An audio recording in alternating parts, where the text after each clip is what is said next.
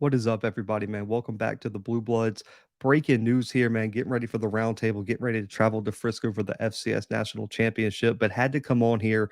Breaking news is former St. Francis, former Virginia Tech, former South Carolina quarterback Jason Brown announces his commitment to Jackson State. He transferred from Virginia Tech this past all season, had offers from multiple FCS programs, was took a visit to Jackson State, was supposed to take a visit to Southern, but ultimately tonight announced his commitment to Jackson State. And this is a guy who his path through his college career isn't like a lot of other quarterbacks. He started out at the FCS level at St. Francis, was an all conference selection in 2019, completed over 62% of his passes, over 3,000 yards, 28 touchdowns through the air, only 6 interceptions. You can see here did a great job of stretching the field, has a beautiful deep ball. He has a little bit of an awkward release with his upper body, but his lower body mechanics are there.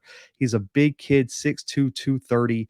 And if he does get going downhill, if he ultimately has to use his legs, especially in the red zone, can be an absolute animal to take down.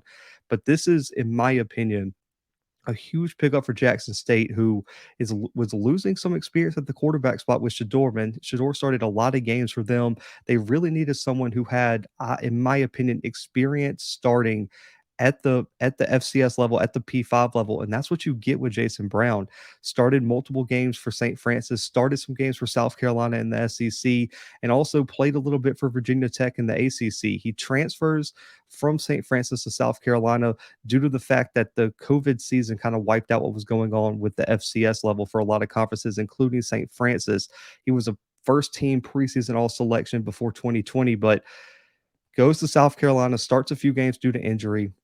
Ultimately wants to transfer closer to home. He's from Virginia, played at Virginia Tech for a year, but I don't think he ultimately saw the playing time he wanted to see. Gets back in the transfer portal with 1 year of eligibility. Now he is committed to Jackson State, and I do think he's going to be that bridge quarterback from Shador to ultimately what I do think will be Philip Short's job.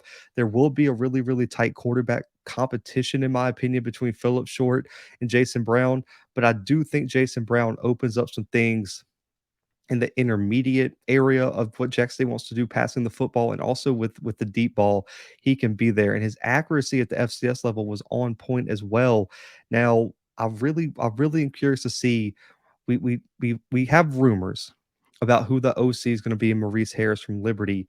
Philip Short matches his offense really well, but as you see here, Jason Brown can get out of the pocket and move with his size. I'm really interested to see who Maurice Harris thinks is the best quarterback to run his system. That's going to be the biggest question for me, and a very interesting question for Jackson State going into 2023. But I think Jason Brown right now, man, can come in, be a top three quarterback in the SWAC, keep Jackson State at the forefront of the SWAC, and have them competing for Celebration Bowl SWAC championships. Huge pickup for the Tigers, man, with the size, the experience, the arm strength. Also, he's proven at the FCS level, man, that you don't just get handed all conference selections. And the NEC is a very strong offensive conference, so it's very hard to get awards there. And when he left St. Francis, Jason Brown did hold some records in terms of passing yards and touchdown for the Red Flash. It was recently broken by Cole Doyle this season, who won the NEC Offensive Player of the Year.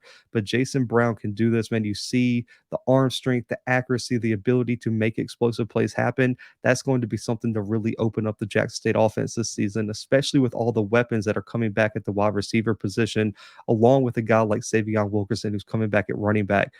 Jason Brown looks to be the guy, in my opinion. If I had to make a prediction right now, Jason Brown's the guy at quarterback for Jackson State. Going into 2024, I think Philip Short takes over from there. But man, a huge pickup for Jackson State. So listen, guys, I'll be back tonight with the roundtable. I'll be traveling to Frisco this weekend, and then I'm shifting completely into recruiting.